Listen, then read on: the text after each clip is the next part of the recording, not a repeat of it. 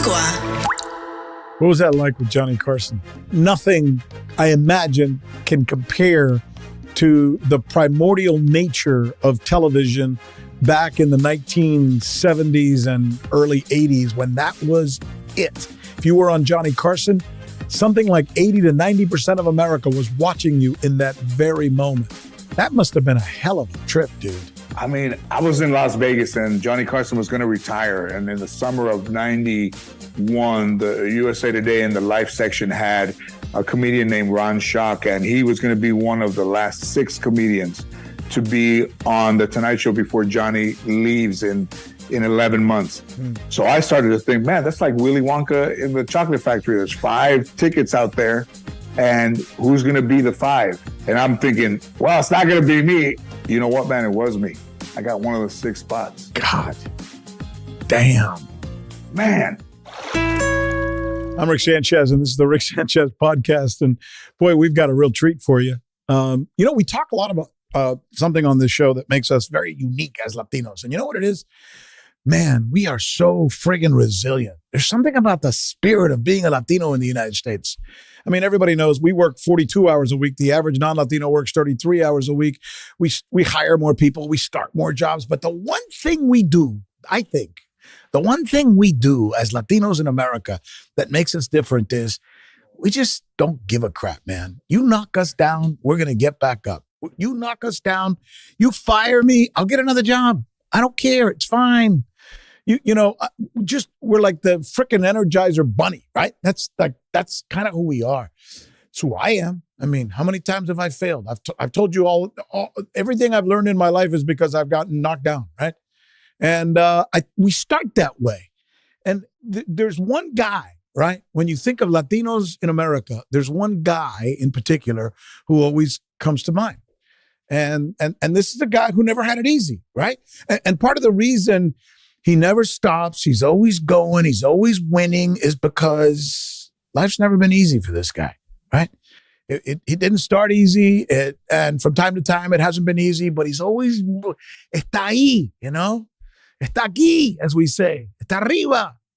And I'm proud to know him. And I'm proud to say that, representa, right? He represents. George Lopez is good enough to join us now. How about that, huh? That's quite an introduction. How come nobody claps for me? Yeah.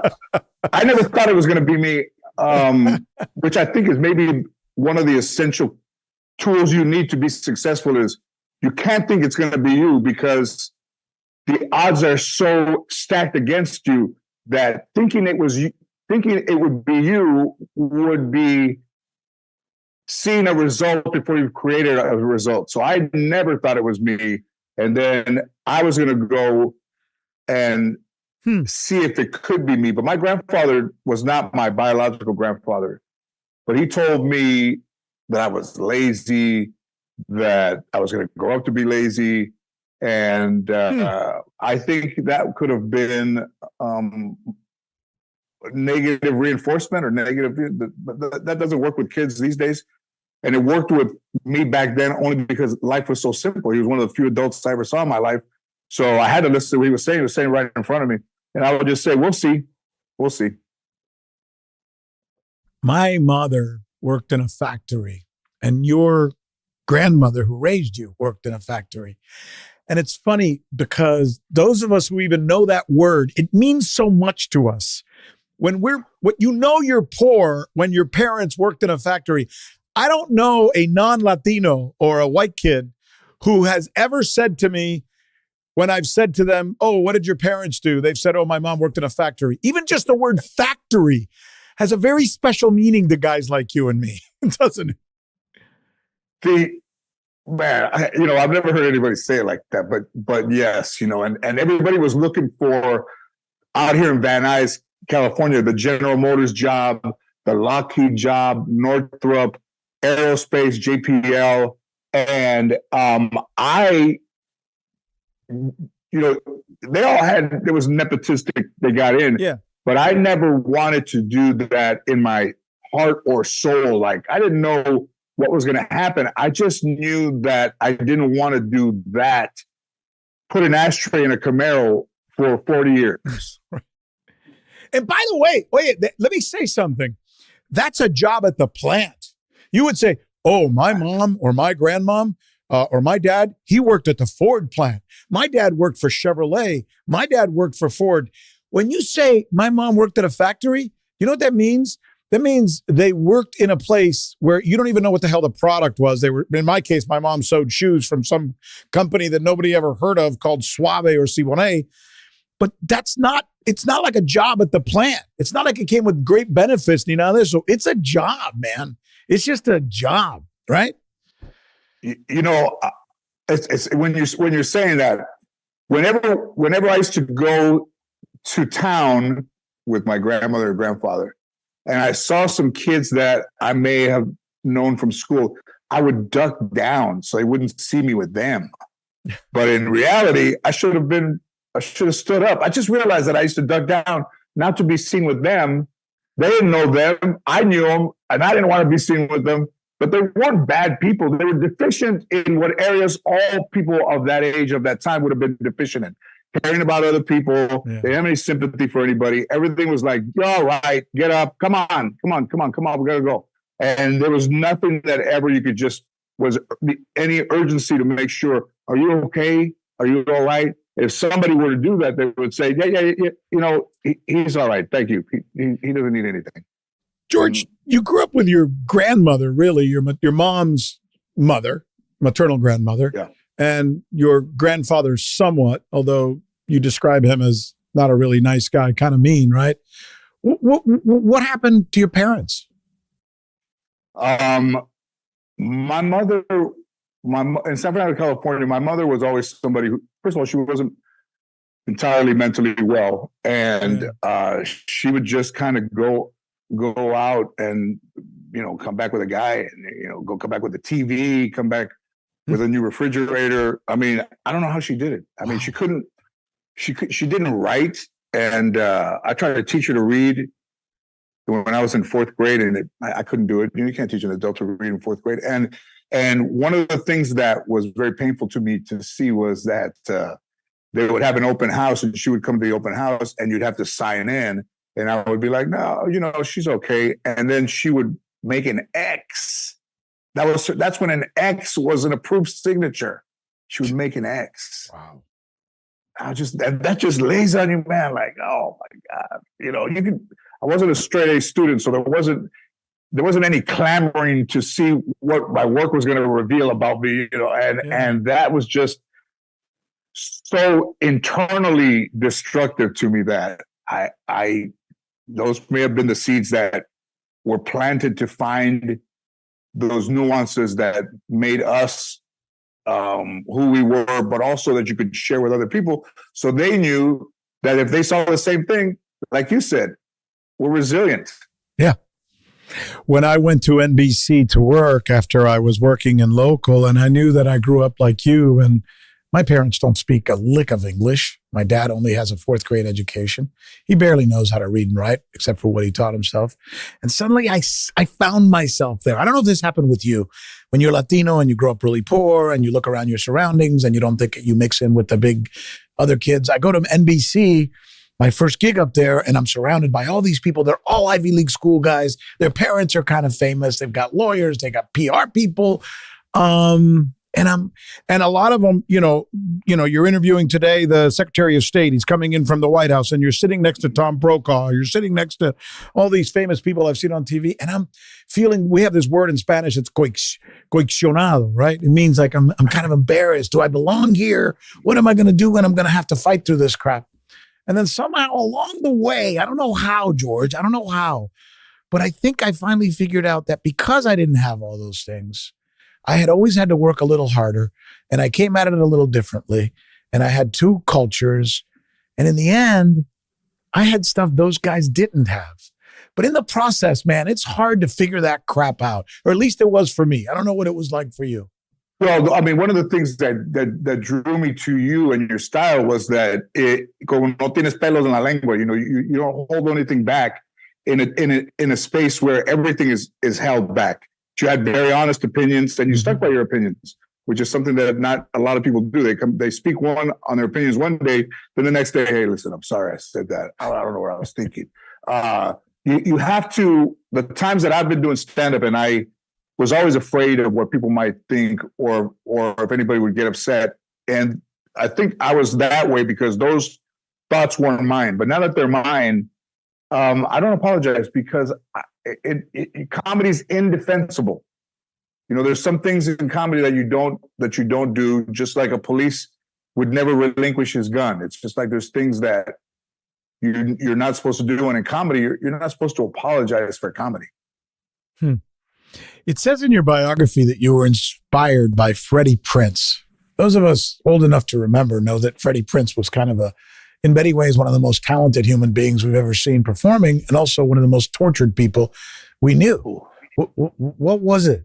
What was it that inspired you about Freddie Prinze? Well, you know, I believe that in the summer of 73, 74, when the TV guy would come out with a fall schedule, and that show was in a Chico and the Man.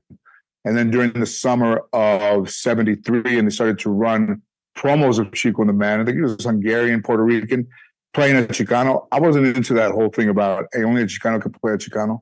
But his magnetism, his personality, I didn't know underneath that the way that a manager that we both shared said that he had a man's body, but a child's mind. He was very 6'2" and looked very confident on the outside, but was a lost boy inside and on drugs from back in New York. So, you know, you come out here and you're a sensation and you don't know what's happening. And it's all happening so fast that, you know, everything he did was not the correct thing for him to do. And then back then, I don't even think they had the Betty Ford Center. You know, they would fire you. If you used drugs, they would fire you and then you would just disappear. But he wasn't around that long, but he made quite an impression on me because that was the first time that I ever really saw somebody that I would consider love at first sight. You mean because you identified with his character, because you identified with his background, or because you just... identified with the look, identified with the idea that he was a stand-up doing a television show, which I never equated, you know, and then, you know, years later when in 2001 or 2, when I first started to do interviews, and they would say, well, who are your comedy idols? And I would say Freddie Prinze. And it was a new conversation because he'd been away for so long. And when I was 17, I stole his headstone from Forest Lawn, you know, as if taking it was going to give me. Did you really? You really shield. Stole his headstone? Yeah. It was already loose, but yeah. What the hell did you do with it? I kept it between my mattresses for years so that I don't even know what I thought was going to penetrate through the mattresses, but which I'm not proud of. But it just goes to, I mean, it's proof. It's a footprint to the time that I would say I was obsessed. But when they came to me about the Hollywood Star and me, the 100th episode, I told them that I wasn't going to go in until Freddie Prinze went in, and nobody ever petitioned Freddie Prinze to be in. And then Johnny Grant at that time, rest his soul, said, well, we'll look and see. And then he was not in. And then I paid for him to be in. And his family, I knew it was Kathy Prinze, a wife, and Freddie Jr. And so what I did later brought them all together on Hollywood Boulevard, friends from New York. And it was quite a celebration for Freddie and Freddie Jr. Very emotional. What was it like the first time you did stand-up? In 79, wow. We asked a wino to buy us some wine at like a Bristol Farms on Westwood Boulevard, and we pushed it. It was a cork. We pushed the cork down with a pen, and me and my buddy Ernie were drinking. He didn't even go on stage. I don't know what he was drinking. This isn't going to end well, but keep going. It was going to null the pain, but it was all, you know, Rick, it was all frightening, man. I mean, I was scared of everything already, and that would have had to have been the most terrifying thing that I was ever going to do. Yeah. And when you look back, it's like, what would make you go back? And I don't have the answer to that. But you obviously figured it out. I mean, you've become, to this day, one of the most sought after comics in the United States. in both the little screen, the big screen, the live screen, everything, man. I mean, I had a baseball coach that told me that when things got tough, I quit, and that, you know, quitters in life don't go anywhere, don't do anything. He goes, come back in 10 years and let me know how you're doing. I bet you I can tell you right now, you're not doing a damn thing. And he said, you know, we were with my baseball coach in high school. We were nose to nose, and we were going at it. And I turned around, and my friends were just like, wow. And I started to play golf maybe a year or two out of high school, and it was very difficult to learn. Yeah. And when it got difficult to learn, I would quit, pick up the ball and tell those guys, hey, I'm only going to play 9 holes. I'm going to take off. I forgot I had something to do. But I was lying to them, and I was lying to myself. And then on the way home one day, it's almost like his head appeared behind me, and he said, when things get tough, you pack it in. And I pulled over to the side of the road, and I kind of evaluated my life at that point, which wasn't a lot to do. And then I figured out he was right. And I went to the school. I hadn't been there maybe in 4 or 5 years. And I went to the school, and I was walking across this field, and he was kind of looking like, who is that? And he says, is that my third baseman? I said, hey, coach, how you doing? What brings you here? And I told him that I had to come and apologize to him, because if I didn't, I don't think I could have lived my life peacefully without taking the responsibility of making his life harder. And then what he said to me was right. And it's the first time in my life I ever apologized to somebody. I would just disappear and not talk to the person anymore. Fascinating. Are you still scared when you perform? No, not at all. I may get tired, but I'm not scared. And you know, I've been transcribing my shows like a dictation for the last 20 years. So I have all these shows that I've done, and there's stacks of them, and the DVDs are put away. And it's a great tool to look back, almost like if a paralegal was going to go and look up some case, I could go back and look up what I did in 2005, and then keep track of everything new and move everything old out.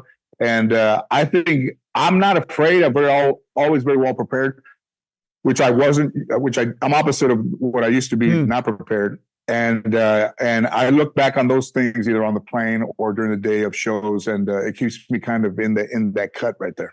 Everybody says that you were discovered by Sandra Lopez and her, Sandra Bullock and her production team. I mean, that's the palaver, el cuento, as we say out there. How much of that is true, or how much of that is nuanced? Let's see. That's a good question. I didn't know her from anybody. Yeah. And Dave Chappelle had been at this club in Austin, and Sandra lived in Austin. And the manager comes after the first show, and he goes, hey, man, guess who's coming? Sandra Bullock. And I was a little sloppy. I was drinking. I wasn't very professional. The material I wasn't, fond of. Just kind of going through a dead end thing in the late 90s. And then I actually got on my knees, and I prayed for her not to show up. Please. I didn't know her. I didn't know what she was going to think of me, but I prayed that she would not come to the show. And before the start of the second show, the guy peeks his head, and hey, she called, she's not coming. And I was embarrassed of what I was doing, but also less than 2 years later, she saw me out here, and I was so impressive because I kind of was changing the way I approached comedy at that time, because I was just on a dead end place. I'm like, I got to get out of this. And I was more prepared. And she came to see me, sat in the middle. And when she came backstage, she said, your life is like a train wreck that you can't turn away from. And let's come to my office and let's talk. And let's see what else we could find in there that's a train wreck. I said, yeah, all right. Train wreck. But wait a minute. Your show that she, I guess, had a hand in at least highlighting or having it come to fruition, you played a dad, a regular guy, a very likable, normal. Other than the fact that you were funny and you were like every other dad, like I am, like my dad was with me, which made you very relatable. There was no train wreck there. So how did you go from that perceived train wreck guy to the really cool Latino dad on TV, probably the most famous Latino dad ever, with the possible exception of maybe Desi Arnaz? Yeah, I went through and here's another thing that people where I come from, I was hitting golf balls over here. My manager calls me. He's like, "Are you on your way?" I'm like, "Man, I'm not going." "What do you mean you're not going?" What? "What's she going to do for me?" Because, hey, they called. At 1 o'clock, they'll be waiting for you. "Why would you not go?" I said, "What is she going to do? What is she going to do for me? Wow. What has anybody ever done for me?" Oh my He's God. He's like, "You better go. You better go." And again, I would just say, "I'm not going." And I went. We spent 3 hours talking, laughing, and we just kind of attached it to the fact that I used to work with my grandmother in a factory. And then I was married and I had one kid, and then we created the boy and a girl. And then the mom character was my grandmother, and my best friend Ernie was really my best friend Ernie. And Angie was Anne, and Carmen was Chicha's daughter named Carmen, and Max was my grandmother's poodle, Max. And we just attached it to the things that were family oriented and workplace oriented. And then from there, we started to unravel the relationship between myself and my mother and myself and my wife. And I describe the show this way. Trying to prove to his mom he's not a boy, and trying to prove to his wife he's a man. And Wow. it worked. Yeah. I can't believe what you just said, though, that you had this opportunity to sit with them, that they were courting you, and there was something inside you that said, "No, I don't want to go." Were you really saying, "I don't deserve this"? Is that what you were saying? I think I was afraid of anything. Yeah. I think I was afraid of, I didn't have any adult male figures or anybody in my biological family that would have given me any information or advice that would have helped me growing up. And it was very, very primitive, man. I think Jodie Foster did a movie with Nell. I think she was raised by wolves. And I don't know, Rick, man, I can't tell you what it is, but I think the main thing is that if you quit, you're out. And if you don't quit, you're in. And no matter how far in you are, it's like all of the things that you were told, and then has to be, like I used to go down Barham and pay the rent late, and I would drive by Warner Brothers, and I would think to myself, what do you have to do to get in there? And that's why I did my show. So in a sense of manifest destiny, Mm-hmm. manifesting destiny is always good, because you never know. I mean, I manifested destiny without even being aware of what manifest destiny was. I just had these things in my head, and if I put it out there, I'd get it done. And I didn't realize that till a friend told me that maybe 15 years ago. One of the cool things about you is that you've been very, very consistent throughout your career. I think, obviously you've had jobs, lost jobs, got just like every other human being in this planet, but you've been very, very consistent. Is that something about your habitual sense? Is it something about your sense of organization?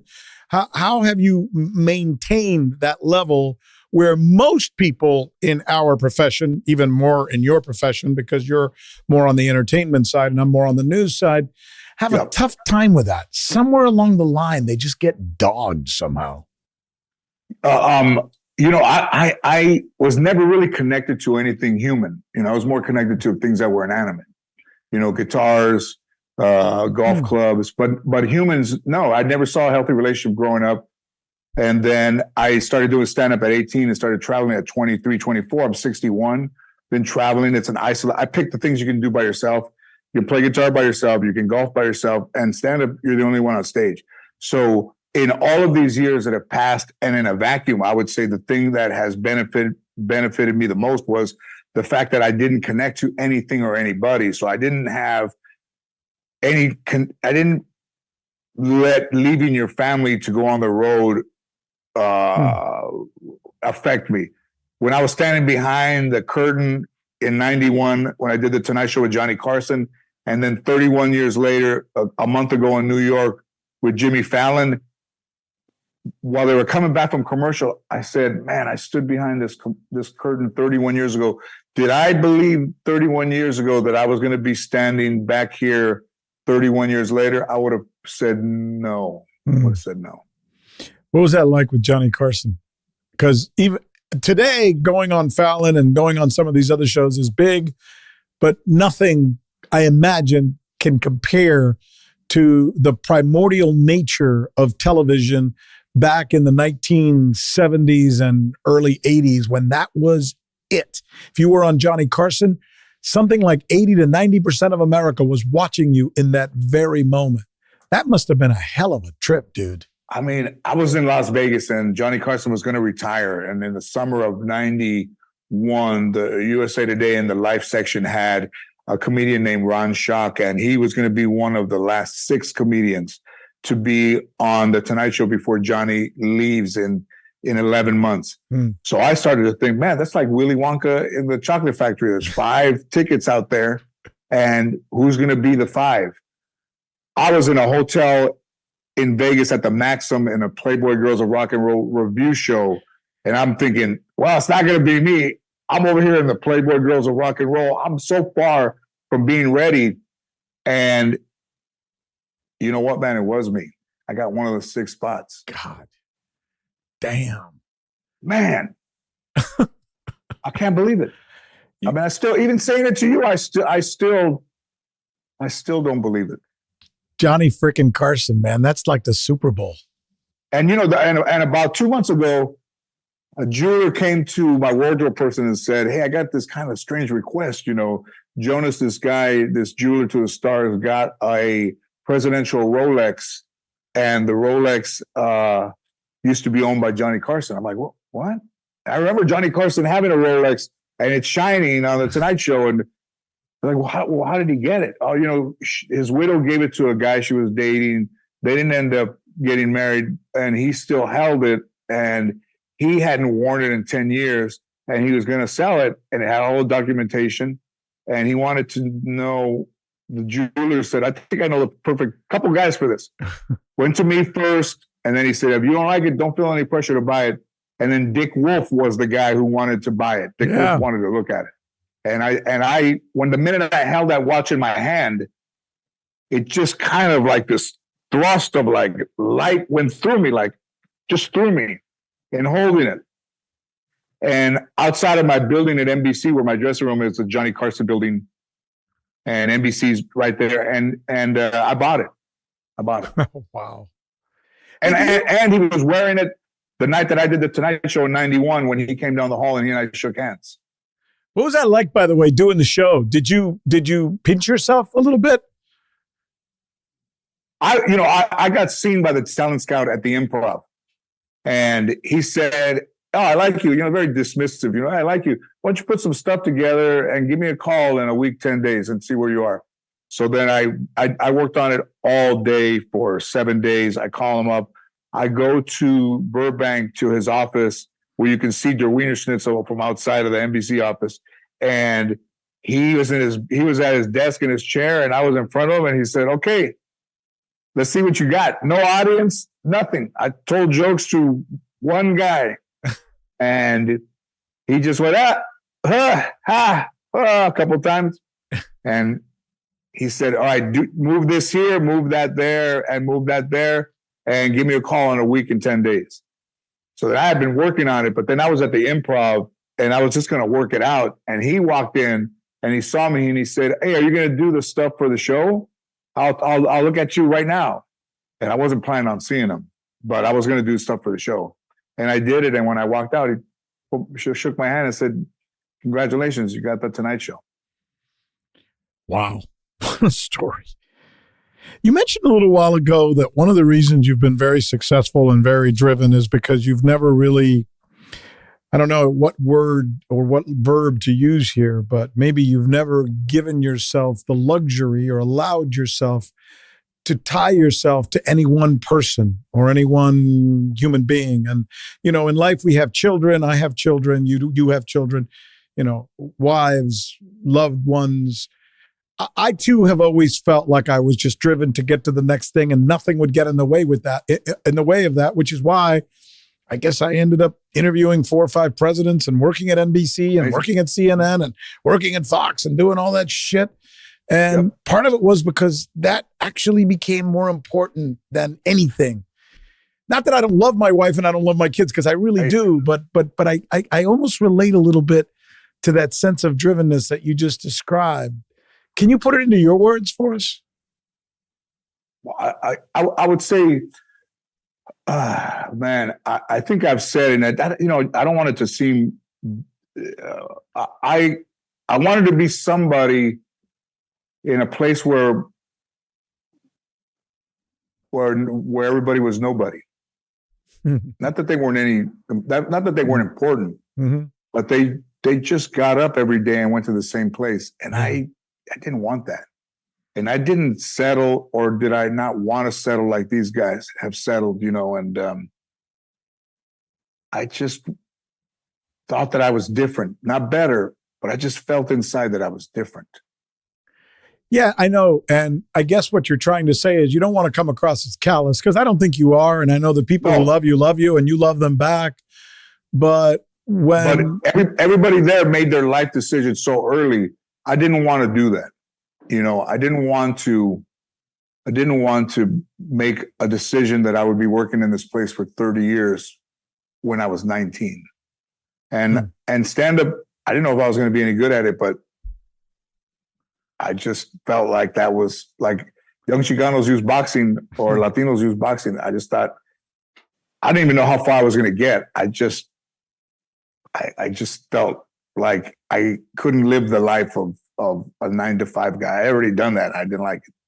You just said Chicano instead of Latino, and I totally relate to that, because I think there's something in the spirit of, you know, Los Angelinos, somebody who is from Los Angeles and is Latino, who has, it doesn't mean that you can't identify with a Cuban or a Cuban from Miami or a Puerto Rican from New York or a Hondureño from Chicago.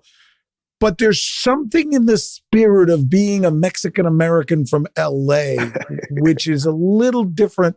And there's nothing wrong with that, you know? No different than being a redneck dude from Tuscaloosa. It's just, there's a part of the regionality of who you are. Can you I think people that come from New York sound like they're from New York. Yeah. And people that come from LA look like they come from LA. And, you know, the whole Chicano, you know, in the 70s, we were Chicanos in the 70s, and they had brown berets, and they had all these brothers, and had these car clubs. And then in the late 70s and 80s, then the paisas from Mexico and El Salvador and Guatemala was coming to Los Angeles, and they were the ones that would, you know, be dressed from the waist down, you know, no shirt, but boots and slacks. And they'd be working on their car with a lamp outside, and they'd got to be holding the lamp. And somebody said, how would you describe a Chicano versus a non-Chicano? And I would say, you know, when you play basketball and they have the shirts and the skins are from Mexico and the shirts are from the United States, because I'm never taking my shirt off to work on a car outside. They had no qualms. Me neither. The same with these guys. Have you ever been with a bunch of guys? I remember when we were growing up, we'd play baseball or we'd play basketball, mostly basketball, and you'd play shirts versus skins. And like, no, I'm not taking off my shirt to play basketball with you. I mean, I'm just not. It's just not my gig. I mean, I don't do that. So, you know, I started to let the shower steam up, so when I got out, I wouldn't have to look at myself. It's like it's just like a blur going by, you know. Did you ever, in your wildest dreams, imagine that the George Lopez Show would be the sensation that it became? No, I would say no. You know, and there was a big decision that had to be made, because, you know, it was after 9/11. We premiered in 2002. After 9/11, all the comedies at every network went down. Like, they didn't have a chance. Everybody was watching news and or watching Datelines and all the 2020s and Nightlines. And those went away. And then we had sold the pilot in like November, December. No, in May. So we were writing the pilot August, September, October, November, started to read actors in December. And then in the middle of January, or late January of 2002, there had to be a decision made. We're all at Warner Brothers. Sandra was there, Bruce Helford, and all the presidents and people in casting at Warner Brothers. And they said, well, what do you want to do? You want to wait till September, or do you want to try to go into the mid-season, you know? And nobody had an answer. And then Sandra said, well, let's ask George. You know, what do you think? And I said, wow. And I was always a person like, let's go now and find out. Better to find out I think my grandmother would say that. Better to find out now than to find out later. Yeah, right. So I decided to go at the mid-season, and I think it was maybe the toughest decision that I had to make in my life at that time. And then also, I think it was the right decision to make. And we had to retain 85% of the lead-in, and we retained 93. Wow. Pretty close. Pretty close. That was kind of a small window, not to lose 15% of your lead in. That's very tough. But the show, how long was the show on the air? I know the it's show, still we on did the 120 episodes. So we started in the end of March in 2002, and then we ended in May in 2007. And you still get something from that? Oh yeah, nice. Huh? Yeah, I'm a creator, so I have points in the show. So they've been buying it every 4 years. I mean, it hasn't been off the air in 20 years, but it's been in syndication since 2007, and I think in 4-year blocks, and they just have kept buying it over and over again. Why? What was it about the show, or maybe about you, that made America fall in love with that show when it was some weird Latino dude from frickin' LA, which is nothing like Leave It to Beaver or, any of those other shows that we grew up with? I think, what would you say it was? Was that Momo? Yeah. I think the structure of the family was familiar. And then, we were coming out from shows like Full House and Growing Pains and Silver Spoons. And those were all very safe. And then, I would say that they end, like that. And I would say, well, we don't want to do that. We want to be a little bit, thank God Roseanne had been kind of led the way. Mm-hmm. Everybody Loves Raymond. So we wanted to be a dysfunctional, but not actually, and not wear our color on our sleeve. Like that right. Show was right down the road and very diverse. Like, these guys, I would say, they would say, we're going to have a bad babysitter in an episode and we're going to cast Latinas. I said, no. We're going to cast everybody for different parts, and we're not going to make a babysitter bad, or we're not going to make a couple that need marriage counseling Latinos. They were Asian, and the other girl was a white girl babysitter. Like I just decided to tell those guys to make it everybody else, and we were the family in the house, and we did some really great things. But also, those characters were great, but also the writing was very good and above average writers. And I think at the end of the day, I think the writing and the genuine love that looked like was there between us was still very close, after 20 years, that those things were a perfect match. But you never looked like you were acting. You looked like you were just being George Lopez. Lopez. There's a show. How did you pull that off, given that, because to look like you're not acting, you have to be acting. And to be able to pull that off, you're supposed to go to some school in New York where very wealthy people go to learn how to do that, Juilliard or some crap like that. I don't imagine that you went to Juilliard. No. Boy, what a surprise. I'm right. I didn't go to the high school of performing arts in New York, LaGuardia High School. You know what I did realize?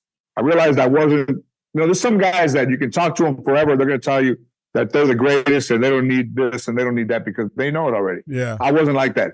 I read with an actor in the middle of December, right before Christmas break, and he was an actor and I wasn't an actor. It was the guy Valente who got the part of my best friend. And I was so bad. And I remember, like a kid at a Little League game, you miss the ball, you look at your parents, and I looked at Bruce and Robert, and the look on their faces were like, no, it's all right. You don't have to read. But I knew that they saw in me, because I saw in their faces, they're like, can this fucking dude even act? What? We're right down the road. Has anybody ever asked you if you can act? No, right. Sir. And after that day, I got back to my house. I called my manager and I said, hey, man, you got to find me an acting coach today. Wow. And I had this woman, Warner Laughlin, who I had her for 102 shows. I hired her, and then the show paid her, but she was with me all those years. And she's the person that got me to be able to look like I wasn't acting. Yeah. Boy, I'll tell you, that's such an important lesson. We talk about that a lot. The idea that if you have to stand back sometimes in your life and look at your life like a mural that you're painting, and you can see in one corner, oh my God, it's missing some blue over there. Or not enough paint on this side. Like if you same as a garden, you bought 13 plants, but there's 17 feet. You're missing 4 feet of plants. And life is like that. Every once in a while, we got to stand back and go, oh shit, I forgot the acting lessons. I better go buy some. Or I mean, there was no way that if I hadn't seen it or even known to have felt it, that show wasn't going to survive. God, with me not taking acting lessons or having my coach with me every day. That's how close that show came to being a disaster instead of the incredible hit it was. So you're about to unveil or are unveiling now something really cool and new. It's everywhere. I don't know. I can't turn on the TV or see. Tell me about it. It's been on since November 4th, called Lopez versus Lopez with my daughter, Mayan Lopez. Great. Who like me, when she was 12, she wanted to be on Saturday Night Live and she wanted to go to Second City, which she did. And Mayan's great. I mean, Mayan, has learned something that's not easy to learn in a short amount of time. And she's great on the show. And then all of a sudden there's a renewed interest in me because of her. Opportunities that are presenting themselves where they go to her and not necessarily me. And I like that. The idea, did I ever think that I would be doing a show with Mayan? Never. Could I have written it myself? No. And it came from a TikTok where a guy had made a TikTok about, me getting a kidney for my wife and then getting divorced. And, and Mayan took obsession to that, talking about her mom, and she twerked upside down and had a bag of money in her hand and, all this shit that doesn't mean anything. Doesn't mean anything to me. And it really kind of just putting everything out there. And I was like, and it was much more than I would have put out there, but I can't tell Mayan what to put out there. So Debbie Wolf saw the TikTok, started following Mayan, started to see these things, daddy issues and things like that. And she had her own issues with her own father. And she was working on the Connors where Bruce Helford runs the Connors. He did my show, and she said to him, I got an idea for George and Mayan. You think they'd be interested in this? He goes, well, the only way to find out is to pitch it to them. So when they pitched it to me, where you're owning up to your responsibility for the first time and you didn't talk for years, and then you're very hard on each other. And when we hung up, I said, I forgot to ask if it was animation, because I thought only if you're painted yellow could you talk to somebody else like this. This isn't a show where I don't think humans would say this to each other. I mean, they're much more comfortable on Family Guy and American Dad and South Park, that was going to be the dialogue. But no, it was us. And it's funny because the same things are still there. We did the pilot, then you're waiting to see if the pilot got picked up. And then we've done the 13 episodes. And then tomorrow, December 2nd, we'll know whether we're going to continue, but everybody feels like they're going to continue. And there's things for me to do at NBC. But I told Fred Silverman in the elevator in the early 2000s that my dream job was to have a sitcom at NBC. And he said, maybe one day you will, George. Wow. Yours is a great story, Vato. Chico and the Man. It really is. I'm in the Sanford and Son time spot. Are you really? Yeah. Damn. I mean, Rick, I manifested things that could have only been manifested and not ever been, I thought, would have ever happened in the real world. Wow. Sometimes you pinch yourself and wonder if there isn't some other force out there in the universe that's making all these things happen, right? I don't have the same problems I had growing up. I have a Range Rover with very high performance tires, and I was driving to a house that I have, and there was a spike in it, and I could have blown out. I mean, I spent 2 hours on the freeway. I could have blown out.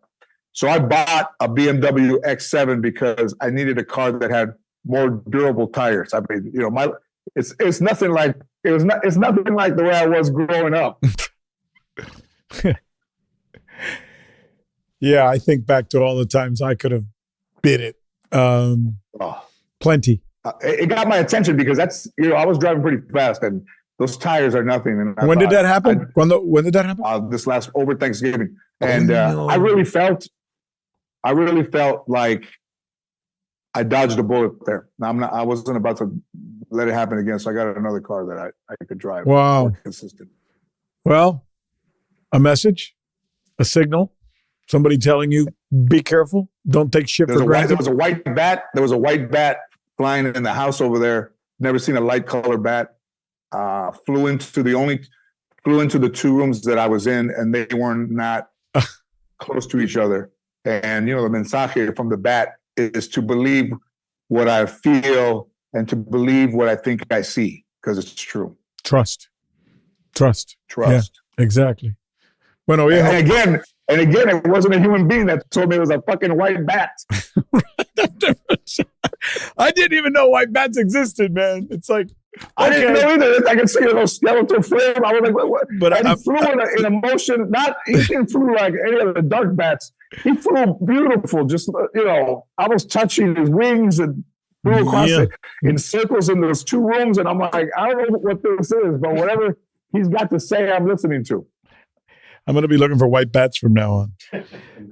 George Lopez, we stand on your shoulders, my friend, for all that you have done. You are, I know, like me, you don't wear your Latino-ness on your shoulders or anything, pero at the same time, there are a lot of people who will find pride in your story and will be inspired by what you've done.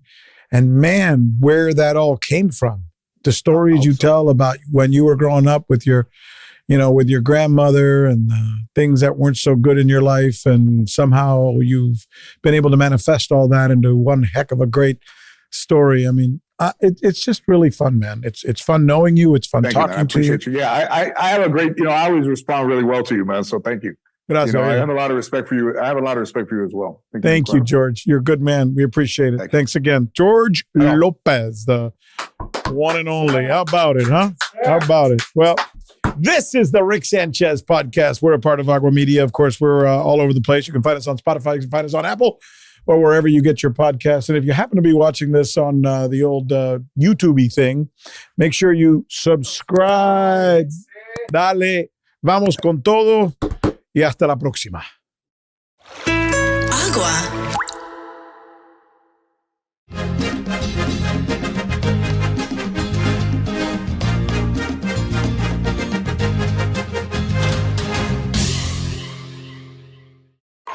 Years old, and she doesn't want to use the oxygen. She has oxygen. No, mijo, mira, I'm all right. I can breathe. You ever seen a fish that jumped out of the bowl and he's laying down?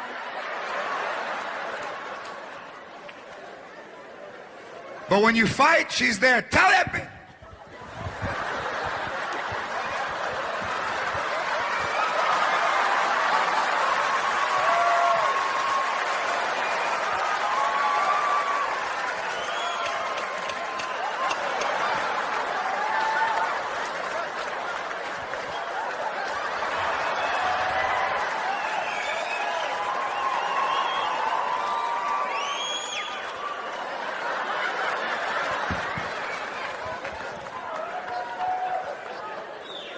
And with my grandmother, everything was no. Grandma, no! You don't even know what it is. Yeah, but I know what it's not. And you couldn't talk back. Now kids talk back. No, I won't. And the mothers, they don't even hit the kids. Listen, listen to here, Piper. I will not. Are you listening to me? Dakota, I'm talking to your sister. Piper? My grandmother give me a putazo.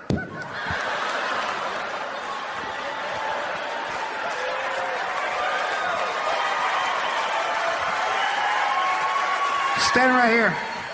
Stand right here. Stand.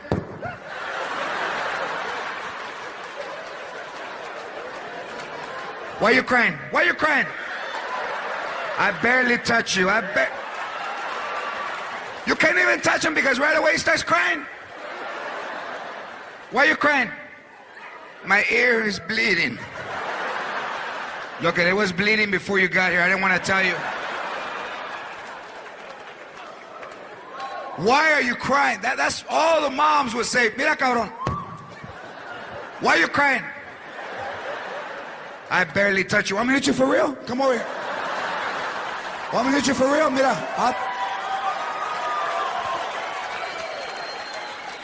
My grandmother used to hit me, man, for all kinds. I want ice cream.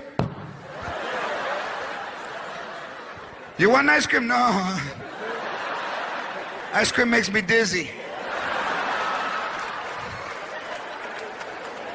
Because, mira, if you want ice cream, cabrón, I got 31 flavors aquí, cabrón. You want some? One time when I was 6, she backed into me with the car. She was backing a pang out of.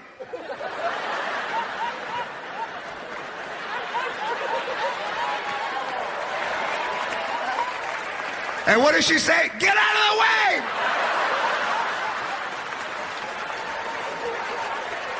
And they would try to bribe you to walk. Hey, you want to go to McDonald's? You want to go to McDonald's? Then walk right. You want to go to McDonald's? Then walk right. Walk right. Walk right. Fucking Lego chuecos. Mira, they don't let kids that walk like that into McDonald's. Walk right.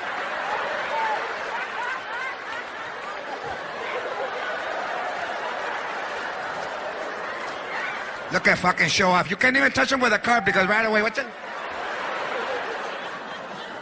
And now that I grew up and I made it, she's all in denial. Oh, I never hit you, liar. Oh, I can't believe that you tell that people I used to hit you. Mira, I'll get your hair and I'll pull it. I got arthritis. I can't grab you no more, pero. Just made it. Have a seat. It's time to start school. Oh, come on, Mom. You don't need to start this early. Most teachers have 30 students, and that means we only need 1/30 of a normal school day. And you can teach me how to figure that out after lunch. Bye-bye. Carmen, when I ring this bell, I am not your mom. I am your teacher. Now sit down. Okay, we've got English, history, lunch. Algebra 2, chemistry, then if the delivery guy gets here with our plastic flutes, music class. You can't be serious. This is going to be like real school. Well, if you don't like it, there's always St. Teresa's.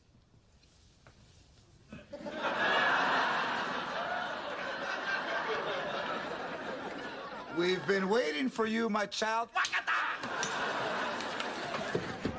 Well, I'm off to real school, where no one can force me to learn. See ya, sucker. Hey, we can homeschool you too, huh? How'd you like to go to the prom in the garage with your sister?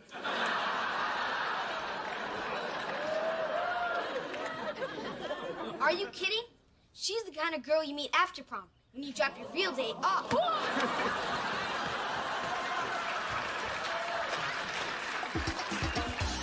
Okay, Carmen, what's going on? Nothing's going on. God, I cut school. What's the big deal? What, you never cut school? No, I didn't. Dad. No, your mom didn't. Hey, you've been pranked. But not now, Mom. No, I just want to see what it says. I couldn't read it backwards.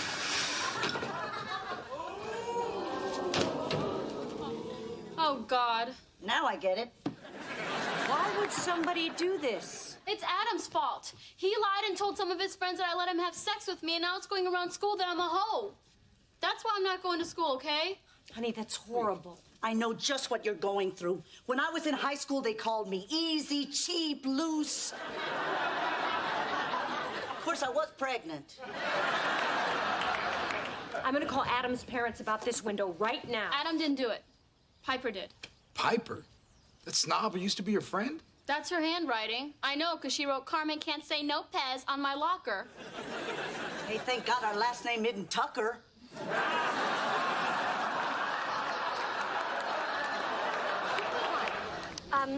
We heard that someone wrote Lopez on your house, and we felt really bad, so we got you a little present.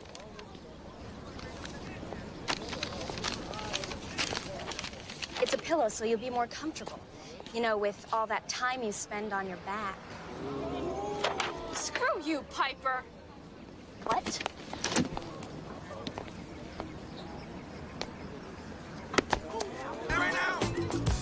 Come on, George, you're just being paranoid. Who holds a grudge for 30 years? So you're not still mad I forgot to wear my jacket in our wedding photo? Absolutely not. Doesn't bother you at all? Nope. So you're over it? Of course. I have no problem with the fact that the happiest day of my life was just casual Saturday to you. Carmen, what happened? I got in a fight with Piper. She kept calling me a slut, then she pushed me. You have blood on you. That's Piper's.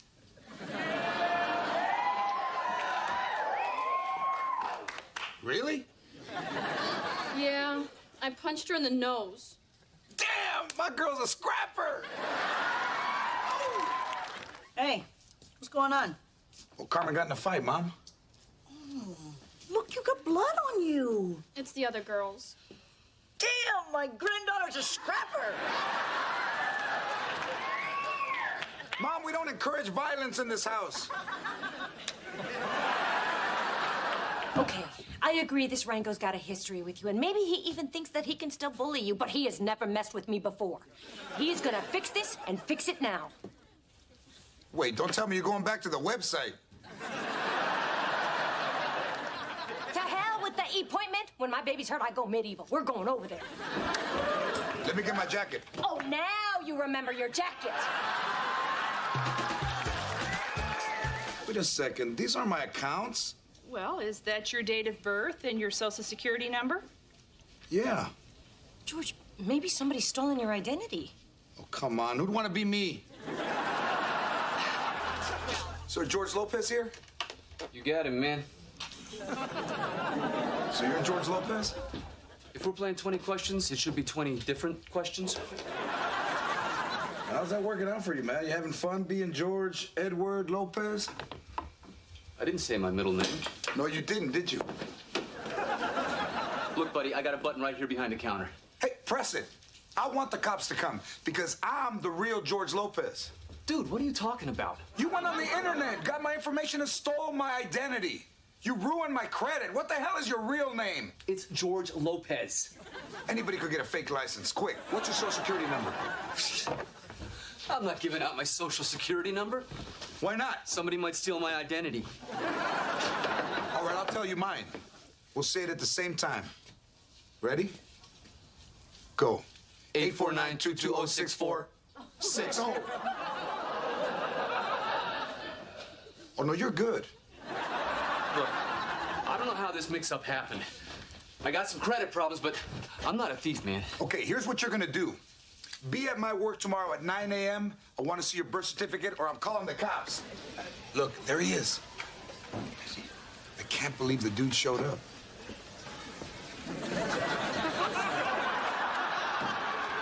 All right.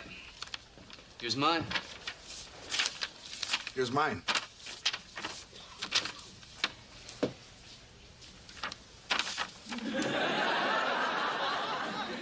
These are exactly the same. No, man, mine's an original. Yours is a copy. Mom! Why is it a copy? Because when your dad left us, he stole the original. How come you never told me that? Well, I tried when you were 2.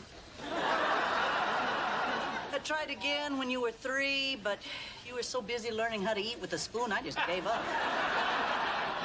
So is this the original? Oh, my God, yeah, that's it. That's where I spilled the tequila. Hey, the second the doctor told me I could drink again, I drank.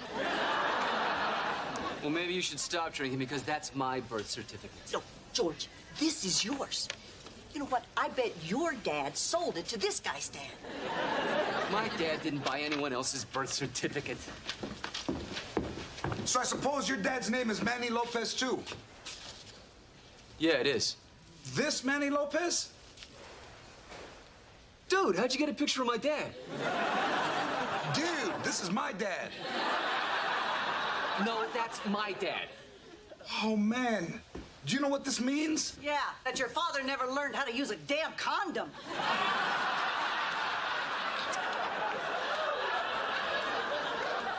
He had another son, Mom.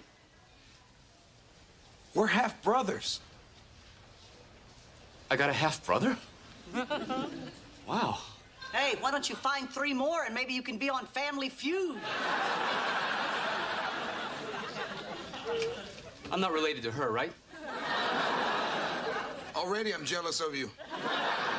Then I found out he was alive from Aunt Cecilia, and I've been looking for him everywhere, man, on the internet, I ran ads in a bunch of newspapers. Angie even called every Manny Lopez in California, but he's impossible to find. Oh, he's in Phoenix. He's in the book. And so ends a 35-year journey. Who wants pudding? All right, man. You got to tell me about our dad. I know enough about your dad. Let's talk about your mother. Exactly how big of a puta was she?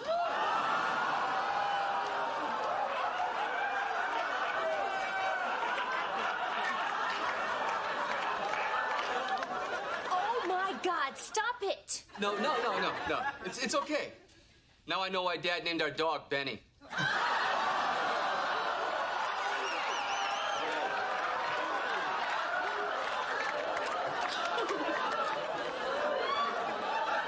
You know what? Anh tại nhà.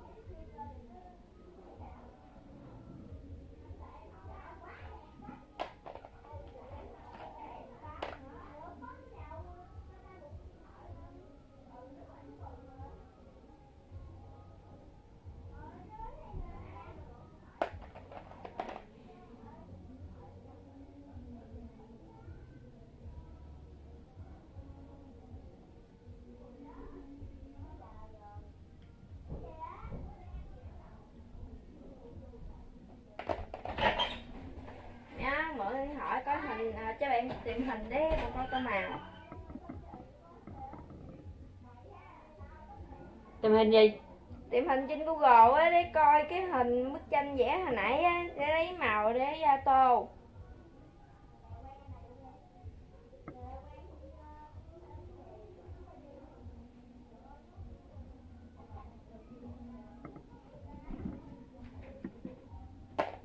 Như lần coi về nhạc đi mà buồn ngủ rồi chết luôn.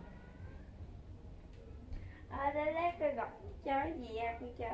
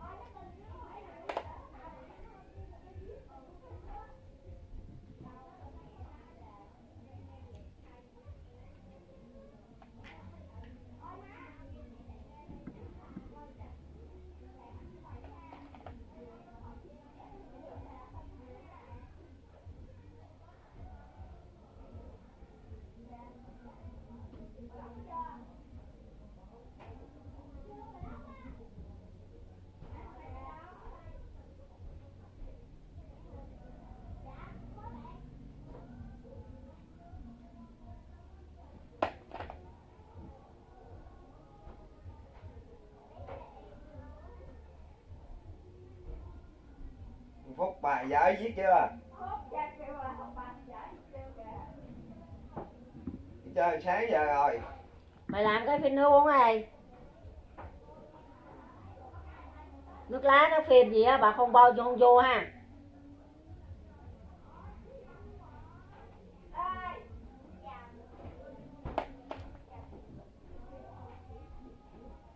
Phúc nghe không?